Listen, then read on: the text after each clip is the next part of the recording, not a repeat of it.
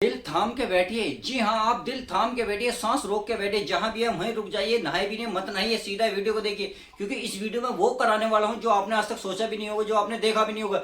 जी, वो क्वेश्चन जो very most important आपके एग्जाम के होने वाले हैं। आप किसी भी सरकारी जॉब की तैयारी कर रहे हो, किसी भी गवर्नमेंट जॉब की तैयारी कर रहे हो, आपके ये क्वेश्चन आने ही आने हैं। तो चलिए बिना किसी देरी के सीधे सीधे क्या करते हैं, क्वेश्चन की शुरुआत करते हैं बिना टाइम वेस्ट किए। तो आप जहां भी ठहर जाइए, अपनी कलम कॉपी उठाइए और लिखना, नोट्स बनाना शुरू कर दीजिए। चलिए बिना किसी देरी के मैं क्वेश्चन की शुरुआत करता हूं। तो पहला ही क्वेश्चन देखते हैं इस वीडियो का। इस वीडियो में वेरी मोस्ट इंपोर्टेंट दो क्वेश्चन लिए हैं, इतने मोस्ट इंपोर्टेंट है शायद आपकी नजरें बिल्कुल टिक जाएंगी, जी हाँ रुक जाएंगी। तो चलिए बिना किसी देरी के क्वेश्चन की शुरुआत करते हैं। तो पहला ही क्वेश्चन है, देखिए ये कह रहा है एक व्यक्ति कुछ वस्तुएं 5 की दर से 1 रुपए में खरीदता है। यानी कि कोई व्यक्ति है, कुछ वस्तुएं हैं 5 की दर से 1 रुपए में खरीदता और समान वस्तुएं 4 रुपए की दर से 1 रुपए में खरीदता। ये वो क्वेश्चन है जो मैंने पिछली वीडियो में इस टाइप के कराए थे, बिल्कुल सेम वही प्रक्रिया है, बट इसमें एक लैंग्वेज का खेल कर दिया और 9 रुपए की दर से 2 रुपए में बेचता है। यानी कि यहाँ तक तो क्वेश्चन वो है जो अब तक मैं कराता आ रहा था, ये आपने जो वीडियो देख लिया। अब आगे क्वेश्चन की लैंग्वेज चेंज की है बस। ये कह रहा है और 30 रुपए की हानि प्राप्त करता है तो उसके द्वारा कितनी वस्तुएं बेची गई। तो बहुत सिंपल क्वेश्चन है, आसान है। देखिए करना क्या है, 5 की दर से 1 रुपए में खरीदता है, यानी कि सीपी की बात कर रहा है, कितना 5 की दर से 1 रुपए में, सही है।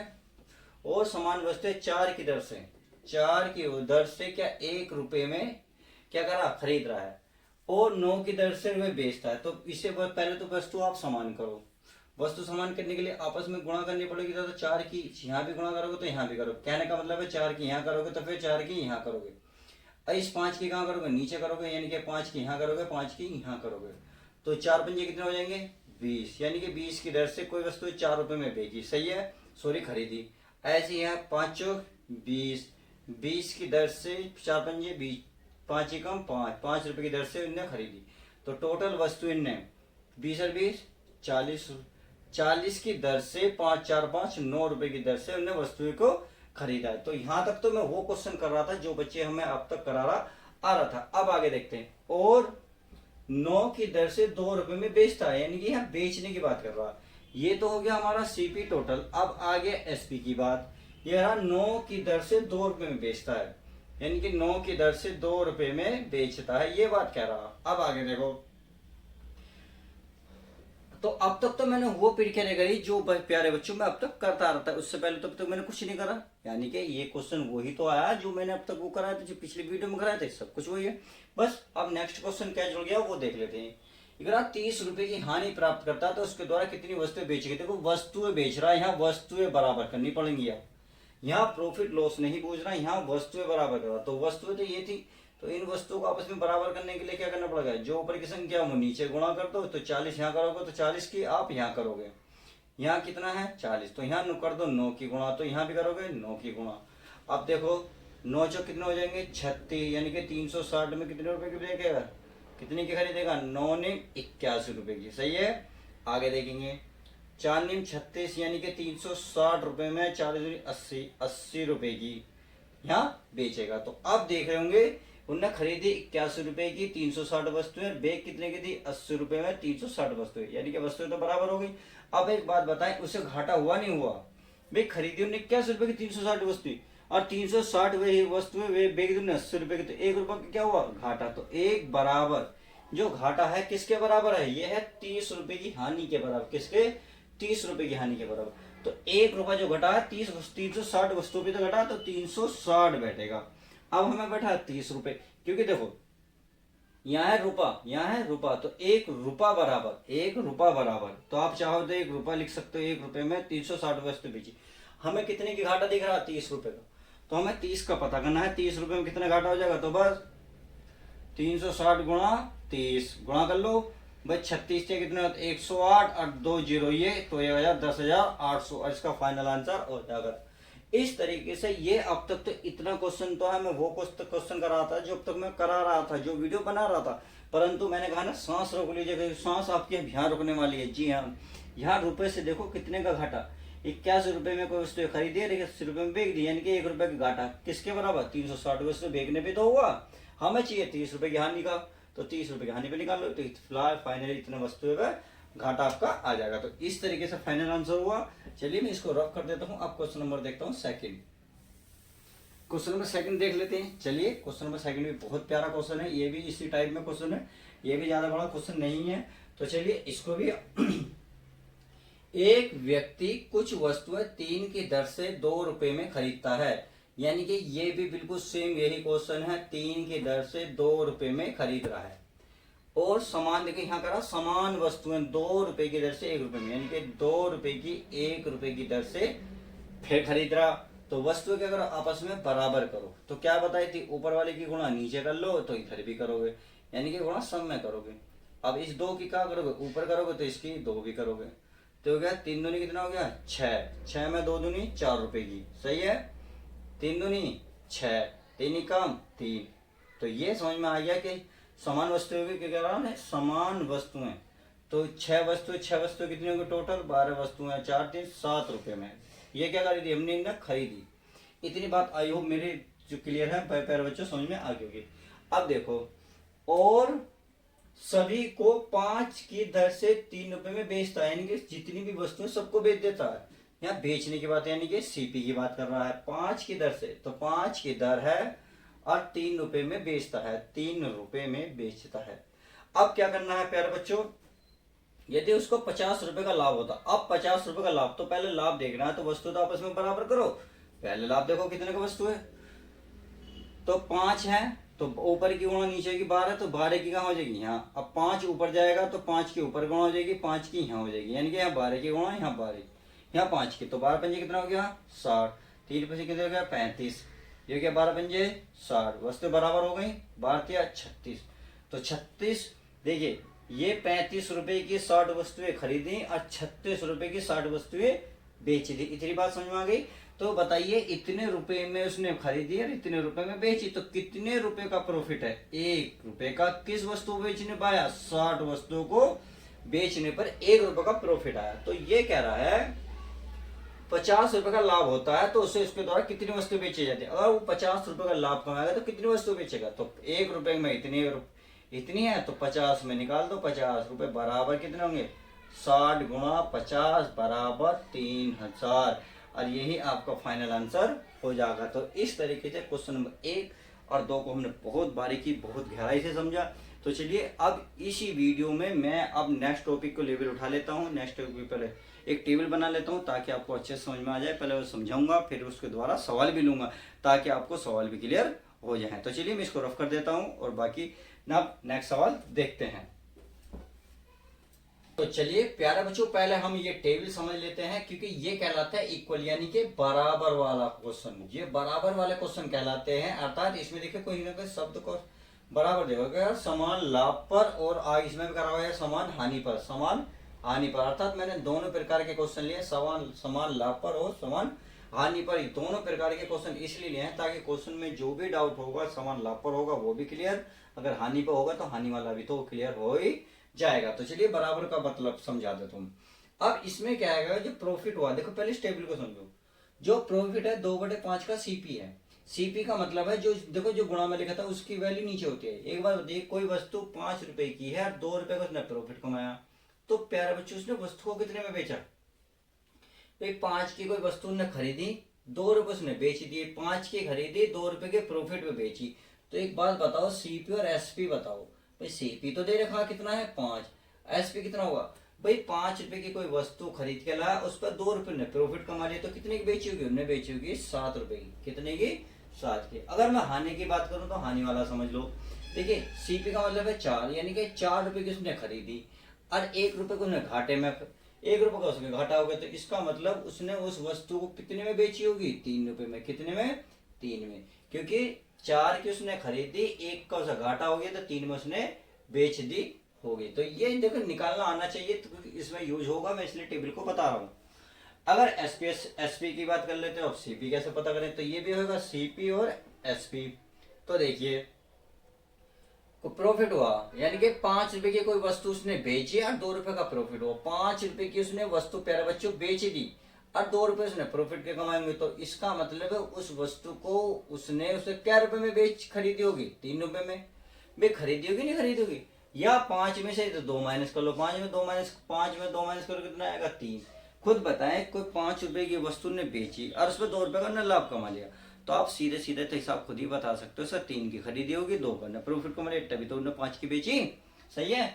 अब इसमें बताइए अगर लॉस की बात करता हूँ, कोई वस्तु उसने खरीदी बेची 4 रुपए में, और ऊपर एक का मतलब है एक का हो गया घाटा, यानी कि लॉस का मतलब है घाटा, तो लॉस हो गया उसे 1 रुपए का। तो 4 की वस्तु उसने खरीदी, 1 का घाटा हो गया, तो बताओ उसने बेची की उन्हें खरीदी कितनी में होगी, उसने खरीदी की 5 रुपए में, 1 रुपए में 4 रुपए में बेची थी, तो 1 रुपए का घाटा नजर आ गया। तो इस प्रकार से ये टेबल जो है आपके को मोस्ट इंपोर्टेंट होने वाली है इस वीडियो में, यानी कि इन सवालों के लिए। तो चलिए बिना किसी देरी के इन सवालों को पढ़ते हैं। अब क्वेश्चन की शुरुआत करते हैं, एक एक क्वेश्चन को समझते हैं और समझने की कोशिश करते हैं। देखिए अगर किसी वस्तु को अनिल और सचिन प्रत्येक द्वारा 1800 रुपए बेचने पर समान लाभ प्रतिशत प्राप्त करते हैं, यानी कि बेचने पर समान लाभ हो रहा है, यानी कि SP1, यानी कि पहले वाले के लिए सेलिंग प्राइस भी समान रहेगा कितना 1800 रुपए, और दूसरे वाले के लिए भी लगा दो 1800 रुपए, क्या रहेगा समान।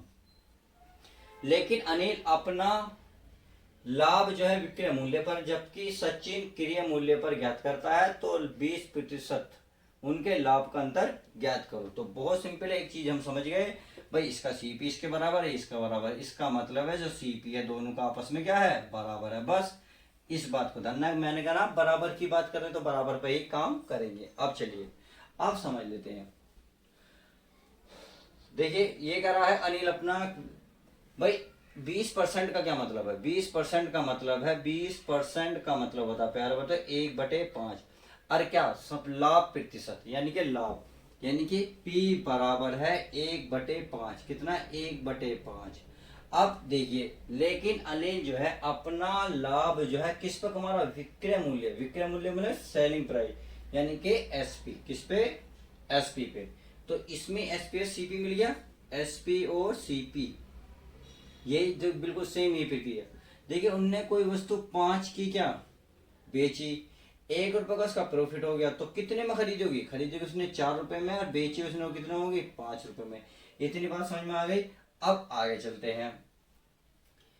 जबकि सचिन क्रय मूल्य पर ज्ञात करता है, यानी कि सचिन का रहा क्रय मूल्य, यानी कि वही क्या प्रॉफिट, यानी कि प्रॉफिट की बात कर रहा, 1/5 को क्रय मूल्य होता है प्यारे बच्चों CP, क्या होता है CP।